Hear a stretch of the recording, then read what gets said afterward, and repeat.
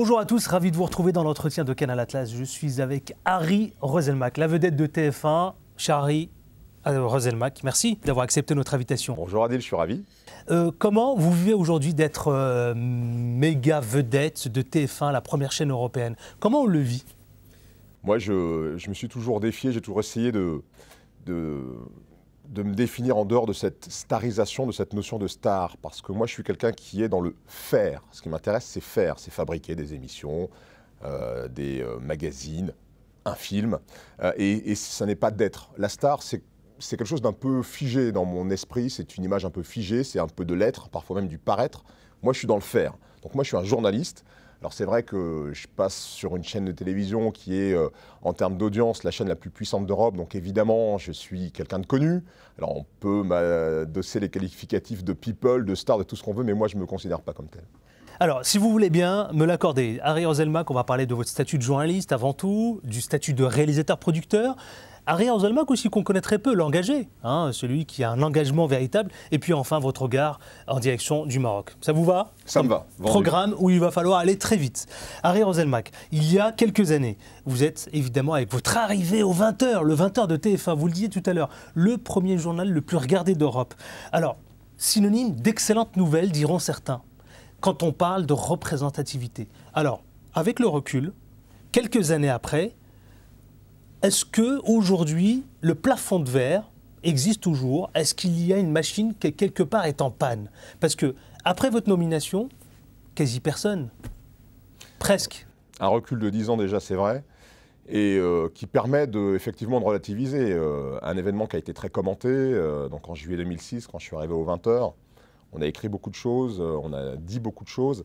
Et c'est vrai que le fait pouvait être spectaculaire parce qu'on ne l'attendait pas forcément à ce moment-là, même s'il y avait eu les émeutes de 2015, de 2005, même s'il y avait eu les émeutes de l'automne 2005 auparavant et qu'il y avait eu une sorte de prise de conscience de la nécessité de donner de l'incarnation à une France qui était complètement exclue des médias, des arts et spectacles.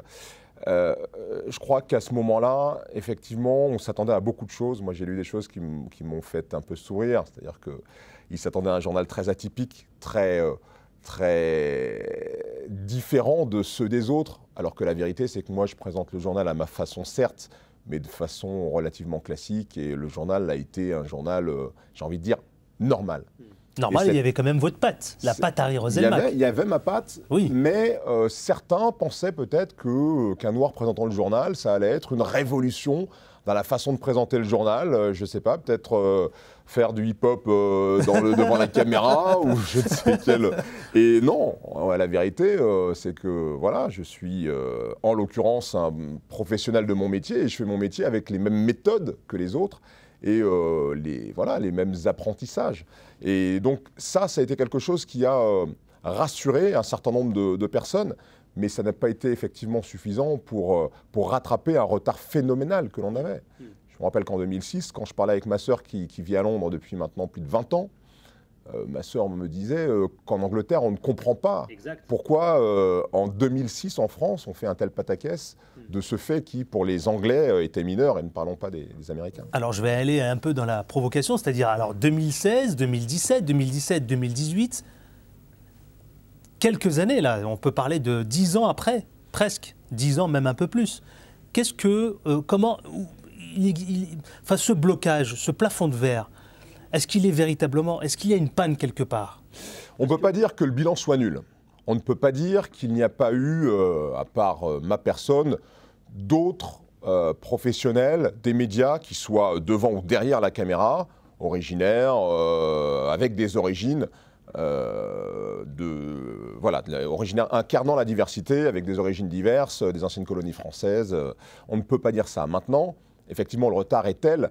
Et le contexte aussi économique, qui n'est pas un contexte de renouvellement, de recrutement très fort, qui est plutôt un contexte de précarisation, parce qu'il y a certes de nouveaux médias, mais c'est des médias digitaux, c'est des médias qui ont des modèles économiques qui sont moins forts que les grandes chaînes. Et ces médias-là, ils ne sont pas en mesure forcément de donner un avenir professionnel tout de suite à des gens qui pourraient incarner ce renouvellement et cette diversité.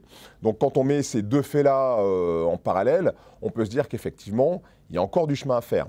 Mais pour moi, l'essentiel est presque fait parce que l'essentiel, c'est de se dire, d'un côté, il est possible qu'un noir, qu'un maghrébin, qu'un asiatique présente une émission, incarne un héros de télévision sans que ça choque, et de l'autre côté, que les jeunes qui sont issus de cette diversité se disent « Ah, mais il est possible pour moi de faire ce métier. Il est possible pour moi d'être journaliste. Il est possible pour moi d'être comédien. Il est possible pour moi de faire de la publicité. » Et je pense que ce déblocage-là, il est le plus important. Maintenant, entre le changement des mentalités et la concrétisation dans les faits de l'irruption de nouveaux visages, il y a forcément un décalage qui est frustrant, mais qui est la marche logique des choses. Donc je pense qu'on est sur la bonne voie, on est loin d'être arrivé au compte, mais il faut continuer donc à en parler, comme on le fait actuellement, il faut continuer à mobiliser l'opinion sur ces questions. Harry Roselmack, si je vous dis, vous incarnez l'exemplarité, un modèle de réussite, vous répondez quoi? Je réponds que c'est peut-être un fait, c'est peut-être une conséquence de ce que je fais, mais ce n'est pas mon objectif. Moi, je ne fais pas les choses pour être un exemple. Je fais les choses parce que j'ai envie de les faire, parce qu'elles m'inspirent. Après, si certaines personnes se retrouvent dans ce parcours et que ça conduit des gens à faire des choix et qui sont plutôt des choix positifs, tant mieux. En revanche, et ma carrière le prouve, j'ai jamais fait un choix en me disant je fais ce choix parce qu'il est important pour l'opinion. Quand j'ai décidé de quitter le JT, il y a plein de gens qui m'ont dit « Mais pourquoi tu fais ça? Tu es important à cette place-là » Mais je leur ai répondu « Non, ce qui m'intéresse, moi, c'est de faire ce que j'ai envie de faire. J'assume les conséquences, j'assume le côté symbole, mais ce n'est pas lui qui dirige ma vie. Je dirige ma vie en fonction de mes envies et des opportunités qui se présentent à moi. » Alors on continue d'en parler justement. Harry Roselmack sur TF1, vous incarnez, vous êtes à la tête de 7 à 8. Autre exercice, autre style, hein, c'est plutôt aujourd'hui 7 à 8, je dirais, est un programme qui fédère toujours autant, hein, puisque en audience ça marche beaucoup. Dites-moi, dans 7 à 8, qu'est-ce qui vous plaît? Alors ce qui me plaît dans cette institution de l'information qui est 7 à 8, c'est ce regard et ce recul nécessaire sur l'information. On est aujourd'hui dans un monde où l'information, elle est bouillonnante. Il y a 10 ans, 15 ans, l'information, c'était 2 photographies par jour à la télé. C'était le journal de 13h et le journal de 20h. Maintenant, l'information, c'est en permanence sur les téléphones, sur les ordinateurs, sur les chaînes Tout Info.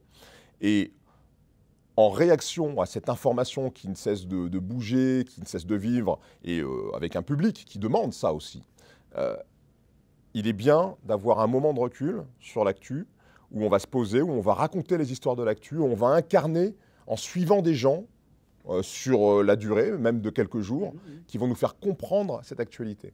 Et moi, ce recul-là, c'est le choix de ma carrière. C'est-à-dire que si j'ai arrêté les JT pour faire du magazine, pour faire du documentaire, puisque j'ai fait une série de documentaires pour TF1 qui s'appelait En Immersion et que j'ai adoré faire, c'est justement pour prendre ce temps, pour se poser un peu, pour prendre du recul et pour se rapprocher des gens que l'on questionne, que l'on cherche à comprendre. Justement, cette proximité, se rapprocher des gens, vous vouliez faire référence à la proximité, j'imagine.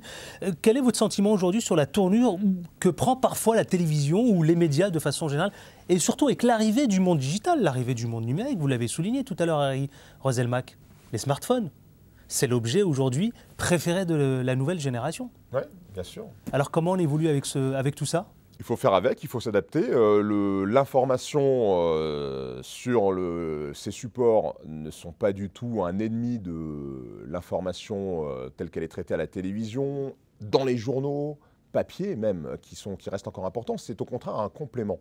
C'est-à-dire qu'il y a un certain nombre de gens qui veulent comprendre ce qui leur arrive à longueur de temps, à longueur de journée sur leur téléphone. Et pour comprendre, ils vont à la télévision, ils lisent des journaux, et on se rend compte que quand il y a de gros faits d'actualité, le JT reste une référence. C'est-à-dire que les scores des journaux télévisés, quand il y a une information importante, ces scores d'audience, ils sont les mêmes qu'il y a 5 ans, qu'il y a 10 ans, qu'il y a 15 ans. C'est-à-dire que le réflexe, c'est quand même ces institutions qui rassurent, qui sont fiables, dont on est sûr de la fiabilité, et qui permettent aussi d'avoir des éclairages sur ce flot d'informations qui nous arrive en permanence. Dernière question dans ce premier chapitre, hein, dans le monde du PAF, dans le monde audiovisuel, de la télévision plus précisément, Harry Roselmack. Dites-moi, comment vous voyez la télé dans les 5 années, dans les 10 années à venir, mais surtout vous, comment vous vous placez dans cette télévision qui risque de bouger très vite? Ouais. Alors, c'est effectivement pas forcément très simple de dire comment sera la télévision dans 5 ans, parce que les choses bougent tellement vite et s'accélèrent en plus, que ça ira forcément très vite. Mais ce qui est sûr, c'est que la télévision linéaire que l'on connaît aujourd'hui, avec des programmes H24, mais dont on ne choisit pas l'horaire, cette télé-là, j'ai envie de dire malheureusement parce qu'elle est quand même importante, elle est vouée à disparaître. Et on va aller vers effectivement à des programmes qui seront proposés, qui seront de même qualité que ceux que l'on a aujourd'hui à la télé, mais le public aujourd'hui, il veut pouvoir choisir l'heure à laquelle il regarde tel ou tel programme, le moment, il veut pouvoir zapper des choses qui l'intéressent moins, il veut pouvoir se poser sur des choses qui l'intéressent plus. Et ça, ce sont de nouveaux usages qui vont forcément modifier le visage de la télévision aujourd'hui. Alors moi, je le regrette un peu parce que ce qui est important dans la télévision et ce qui est important dans un magazine comme 7 à 8, c'est qu'on ouvre l'esprit de notre public en lui proposant des choses qu'il n'irait pas voir spontanément. Et cette tendance qui est de choisir ce que l'on va regarder, quelque part, ça ferme un peu le spectre. Donc, compliqué de lutter contre ça aujourd'hui, mais je crois que la télévision a encore quelques bonnes années devant elle, malgré tout. Bon, ça nous rassure. Harry Roselmack, on va parler de ce deuxième chapitre. Harry Roselmack, qu'on connaît, je dirais le volet réalisateur-producteur. Vous avez décidé de vous lancer. Alors, c'est un rêve de gamin, réaliser, produire un documentaire, un film, parce que là, on va parler de Fracture. C'est votre bébé. C'est mon bébé, oui. Vous pouvez nous en parler? 2 ans et demi. 2 ans et demi. Alors, comment est née cette idée de Fracture? Dans Fracture, qu'est-ce qui s'y passe? Elle est née de façon assez abrupte. Ça a été une éruption, une irruption dans ma vie de ce projet. C'est souvent à partir d'une rencontre, un pote qui est devenu mon coproducteur qui me dit, qui avait envie de faire de la fiction. Il me dit, viens, on fait de la fiction. Il voulait faire un pilote de série. Et ça a déclenché chez moi quelque chose qui est là encore important et qui est systématique, c'est l'écriture. Pour moi, le lien entre tout ça, et c'est pour ça que pour moi, ce n'est pas tellement une transgression ou une transformation, c'est une façon de communiquer aussi aux gens, de parler aux gens, de leur adresser des messages ou pas, mais de faire passer des choses. Et ça passe par l'écriture. Et en fait, c'est en commençant à écrire ce qui est devenu très rapidement le scénario de Fracture que le projet s'est concrétisé, qu'on a rassemblé une équipe autour du projet et qu'on s'est dit, on y va, on fonce. Alors au départ, je n'étais même pas censé le réaliser, ce film. Sauf que j'en avais une vision tellement précise, l'ayant écrit, qu'assez vite, on s'est dit, allez, va au bout de ce projet, et pas tellement va au bout d'une envie profonde d'être réalisateur. En fait, j'ai adoré la réalisation en la pratiquant. Je n'ai pas... et je pense que si j'avais sacralisé le fait de réaliser un film, si j'avais sacralisé la réalisation, je n'y serais pas allé parce que, de façon très honnête, à part la vision, ce qui pour moi est l'essentiel d'un réalisateur, c'est d'avoir une vision précise de ce qu'on veut raconter, de la façon dont on veut le raconter, sur tout ce qui est technique, sur tout ce qui est connaissance du monde du cinéma. Je suis pas dedans, je n'ai pas cette expérience, je n'ai pas ces compétences. Cependant, moi je suis un faiseur, comme je disais, et je suis quelqu'un qui aime transmettre des histoires, raconter des histoires. Et celle-là, je l'avais de façon assez précise en tête. L'expérience que j'avais liée notamment au documentaire que j'ai fait pendant 5 ans sur TF1, le fait d'avoir passé des jours, des semaines en salle de montage, ça a aussi son importance. Et je me suis dit, ouais, je suis prêt à raconter cette histoire. Je ne sais pas si je suis prêt à réaliser un film que quelqu'un d'autre écrira, sans doute pas, mais je suis prêt à raconter mon histoire et aller au bout. Et vous l'avez raconté, votre histoire, c'est Fracture. Oui. Fracture. Pourquoi Fracture? Fracture parce que j'ai voulu parler d'une société française justement fracturée, mais qui se met un peu la tête dans le sable et qui ne veut pas voir ces fractures qui pourtant la minent et menacent de la déstabiliser fortement et durablement. On est dans une république en France qui se veut une, indivisible, qui ne veut pas, qui rejette le concept de communauté, qui prétend que nous sommes tous égaux et tous les mêmes. La vérité, c'est que cet idéal républicain qui est beau n'est pas la réalité de la société française. Et cette société française, moi, dans mes immersions, dans mes documentaires, pendant 5 ans, j'ai pu la constater vraiment de plein pied. Et cette expérience a nourri effectivement l'écriture du scénario, a nourri les archétypes que je dépeins dans ce film avec ces personnages qui se confrontent. Et l'idée, ça a été vraiment de dire, non, la France, malheureusement, la République, elle n'est pas une et indivisible, on n'est pas tous les mêmes. Et pour vivre ensemble, on n'est pas obligé d'être tous les mêmes. Ouais, c'était une façon aussi c'était une façon pour vous de l'exprimer comme ça, de cette façon, de cette manière, au travers d'un film. Bien sûr. Oui. L'idée, c'est de dire. L'idée, c'est quoi? C'est de laisser une trace à Harry Roselmag? Non, c'est pas de laisser une trace, c'est de faire passer un message qui est important. C'est de se dire, on est en train de découvrir qu'on n'est pas tous les mêmes, on est en train de découvrir qu'on a des différences. Il faut dire que les frustrations générées par notre modèle, qui ne tient pas toutes ses promesses, est en train d'enfermer une partie d'entre nous dans des identités qui étaient auparavant secondaires et qui deviennent maintenant les identités mises en avant, qui nous confrontent les uns aux autres. Mais n'oublions pas le dialogue. On est des êtres humains, on est fait pour se parler, et à partir du moment où on se parle, on crée du lien. Même avec quelqu'un qui est très différent de vous, si vous prenez le temps de vous asseoir, de l'écouter, si lui il prend le temps de vous écouter, vous allez créer un lien. Et ça, c'est l'espèce humaine qui veut ça. Et ça, soyons-en conscients pour essayer de maintenir ce vivre ensemble qui est indispensable. Ce vivre ensemble indispensable, Harry Roselmag, finalement, vous l'exprimez dans votre film, le Fracture. Est-ce qu'aujourd'hui, on appartient à une société où c'est extrêmement compliqué, c'est-à-dire qu'on a peur de l'autre, hein? Et cette crainte, c'est aussi, voilà, c'est aussi l'ignorance, c'est beaucoup de choses. Est-ce qu'il ne risque pas, dans les années à venir, une véritable fracture sociale qui risque de pénétrer notre société? Le problème, c'est quoi? Le problème, c'est que cette peur dont vous parlez, elle est attisée. Il y a des gens dont la vocation, c'est de souffler sur ces braises pour qu'elles s'allument et pour qu'elles foutent le feu. De plein de côtés différents. Et il y a trop peu de gens qui font l'inverse, qui viennent en pompier pour essayer d'éteindre cet incendie. Il y a trop peu de gens qui parlent effectivement de ces différences que l'on doit surmonter. Et donc, le résultat, c'est que comme d'un côté, on ferme les yeux parce qu'on se dit non, la France, c'est pas ça. Et de l'autre côté, on profite de cette réalité de terrain pour effectivement aiguiser ces archétypes, comme je disais. Pour certains, ça va être un archétype géographique, c'est-à-dire on s'enferme dans son quartier, dans sa banlieue. Pour d'autres, ça va être un archétype politique. On s'enferme dans des convictions politiques qui nous éloignent des autres et qui nous font rejeter les autres. Pour d'autres, ça va être des archétypes et des convictions religieuses qui vont pousser à l'extrême, nous soustraire aussi de l'ensemble commun. Et il reste quoi après? Si tout le monde se retire dans ces différentes familles de pensée et d'idéologie, qu'est-ce qui va rester? Et ça, il n'y a pas assez de personnes qui se penchent là-dessus. Et ce film, c'est une façon de faire passer ce message. Faire passer ce message, belle surprise, Harry Roselmag, et mes sincères félicitations. On peut le dire parce que à New York, vous rentrez à New York où Fracture, votre premier film pour le cinéma, a obtenu la mention spéciale du jury. Ouais. Alors là, j'imagine que là, il se passe quelque chose quand même. Il se passe quelque chose. Et là où ce prix, il est vraiment, c'est un très beau prix, c'est que c'est un prix collectif. La mention spéciale du jury, elle ne consacre pas le réalisateur, elle ne consacre pas un acteur, elle ne consacre pas un directeur photo, elle consacre une équipe. C'est-à-dire que c'est une façon de dire ce que vous avez fait collectivement, et ce projet, même si je l'ai porté évidemment très fort, c'est un projet collectif et que j'ai pu réussir parce que j'avais l'énergie d'une équipe autour de moi.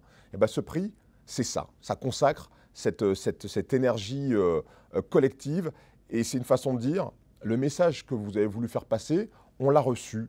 L'esthétique que vous avez voulu mettre dans ce film, parce qu'il est atypique, la façon dont je l'ai réalisé est atypique, nous l'avons reçu. Et on vous encourage. Et ça, c'est génial. Qu'est-ce que vous allez faire de ce prix?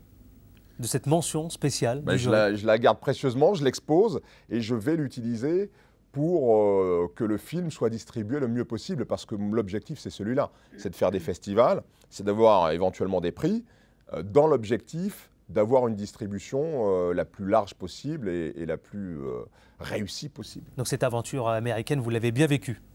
Ah, mais on l'a bien vécu. En plus, on était, et c'est encore la preuve de ce collectif très fort, on était la délégation la plus importante par film du festival, puisqu'on était 11 de Fracture à être venus de Paris. Et on avait une super belle énergie dont on a profité à New York. En plus, il a fait un temps magnifique pendant toute la semaine, donc c'était parfait. Et j'ai vu qu'il y a eu un très bel accueil new-yorkais.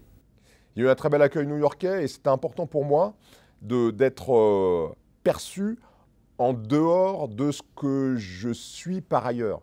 C'est-à-dire que ce qui était intéressant à New York, c'est que à New York, je suis personne. Je ne suis pas un journaliste, je ne suis pas connu, et il n'y a pas cette notion de pourquoi il fait ça, il faisait autre chose, ça nous gêne, ça nous perturbe. C'était vraiment une façon de regarder le film avec des yeux neufs, et ça, pour moi, c'était hyper important d'avoir ce regard-là. Le regard français sera forcément différent, parce que forcément teinté de ce que je suis médiatiquement sur la scène publique, mais j'espère que, parce que je pense que le message est important, j'espère que malgré tout, il pourra être vu par le plus grand nombre.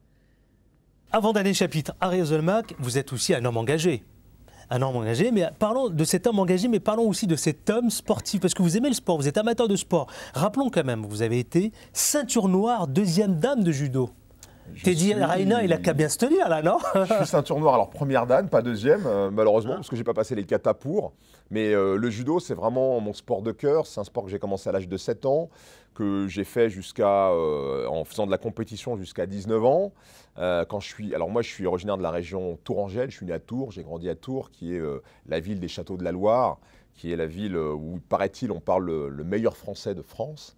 Et donc moi j'ai fait du judo là-bas, et quand je suis venu sur Paris travailler dans le journalisme, j'ai continué à suivre le judo, mais j'ai arrêté de pratiquer la compétition en tout cas, mais je suis encore très judo, et je suis de près Teddy Riner, sur lequel j'ai coproduit un documentaire qui a d'ailleurs bien marché et qui nous a emmenés à Cannes il y a 2 ans, et donc le judo c'est effectivement mon sport de cœur. Et d'ailleurs Marrakech a accueilli récemment le championnat toute catégorie de judo que Teddy Riner a remporté une nouvelle fois, consacrant son 10e titre mondial dans cette discipline. C'est la légende, Riner. Dites-moi, Harry Oselmach, justement, quel regard portez-vous aujourd'hui sur ce sport quand on parle de sport, vecteur de réussite, vecteur de symbole, vecteur aussi de lien social? Vous répondez quoi à tout cela? Le sport a longtemps été en France un refuge pour les minorités, pour la diversité. C'était considéré comme l'un des espaces de réussite dans lesquels la discrimination pesait le moins. C'est-à-dire que quand vous courez plus vite, sur 100 mètres, on ne peut pas dire que vous courez moins vite parce que vous êtes noir ou parce que... J'adore. Donc, c'est vrai que le sport a été très investi par les minorités. C'est vrai en France, c'est vrai aussi aux États-Unis. Quand vous regardez le basket, par exemple, il n'y a pas d'évidence chromosomique à ce qu'un noir soit meilleur au basket qu'un blanc. C'est juste parce que la niaque qu'on y met, parce que c'est perçu vraiment comme une façon de réussir, et l'énergie qu'on y met porte ces gens-là qui pensent ne pas avoir d'alternative, les amène au plus haut niveau.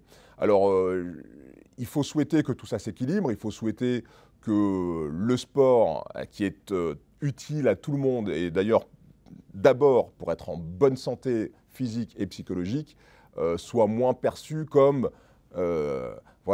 la façon et l'unique façon de réussir. Cependant, le sport, ça crée du lien. Les Jeux Olympiques l'ont montré. Alors bon, il y a eu quelques exceptions où effectivement il y a eu des boycotts parce que la raison politique l'a emporté sur celle du sport. Mais on a vu aussi, et en judo par exemple, comme dans d'autres sports, on a vu des Israéliens combattre face à des Palestiniens à certains Jeux Olympiques, dans certains sports. Et on les a vus parfois se serrer la main. On a vu des podiums avec ces nationalités qui sont et une force symbolique hyper prégnante. Et donc le sport, ça crée du lien, et moi tout ce qui crée du lien, ça me parle. Ça vous parle aussi? Alors dites-moi, on va parler de l'homme engagé, puisqu'il nous reste quelques minutes, que vous êtes, Harry Oselmach, puisque je vais m'attarder moi sur En 2015, vous êtes parrain du cours Alexandre Dumas de Montfermeil, une école destinée à la réussite scolaire pour les enfants des quartiers défavorisés. Pour quelles raisons et comment s'est porté ce choix, Harry Roselmack? Alors déjà très concrètement, c'est une enfant, une élève du cours Alexandre Dumas qui a fait une vidéo sur Internet qui m'est arrivée où elle dit moi mon rêve c'est d'être journaliste et mon rêve c'est de rencontrer Harry Roselmack. Wow. Et cette vidéo m'est arrivée et donc j'ai dit mais cette gamine, on va l'inviter sur le plateau de 7 à 8 et on va discuter.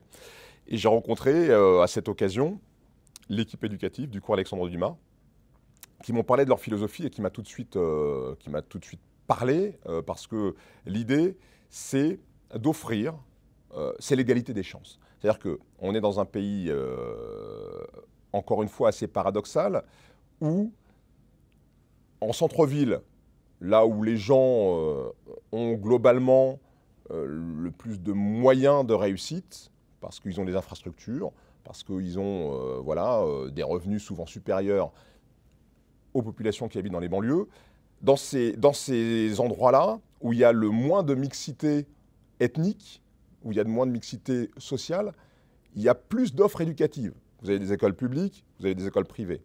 En banlieue, là où a priori il y a la plus grande hétérogénéité en termes d'origine, là où il y a des élèves aux profils les plus différents, l'offre scolaire, elle est réduite. Il n'y a que des écoles publiques, ou quasiment. Ce n'est pas normal.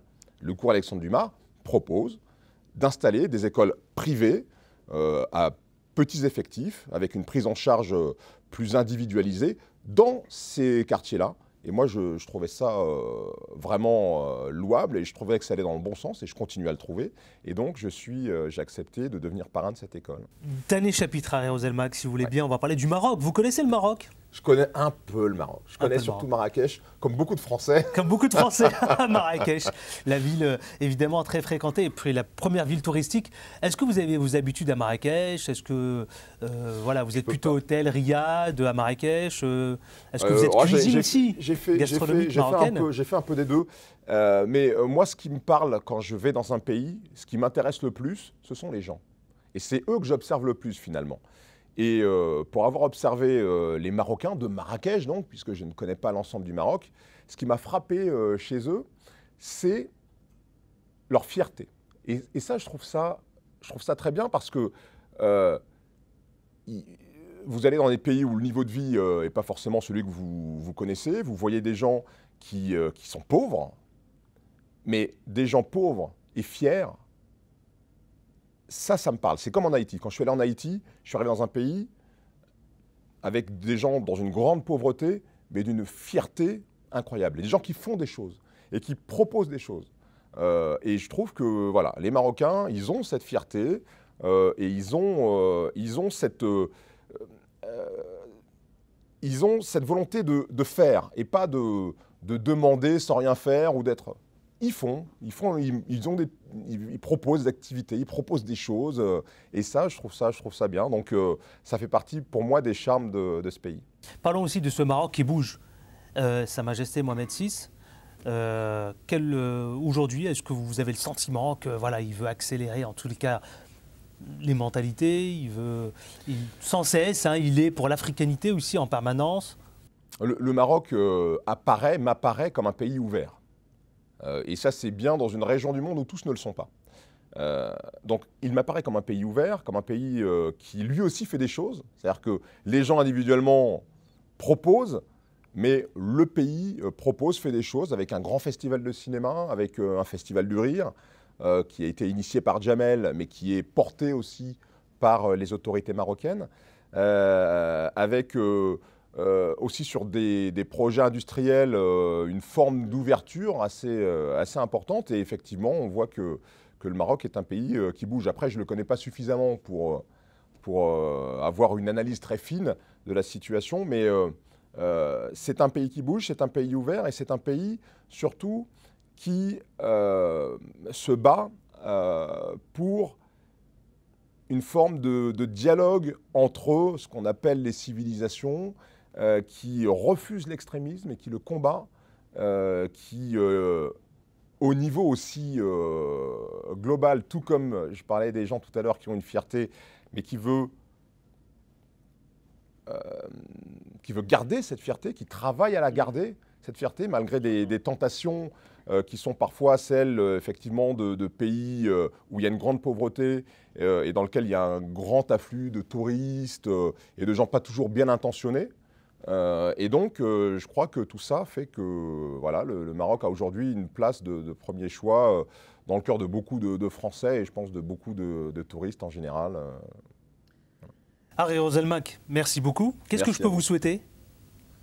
De continuer à réaliser mes envies, parce que je pense que ce qui me caractérise, c'est que je suis un homme libre. On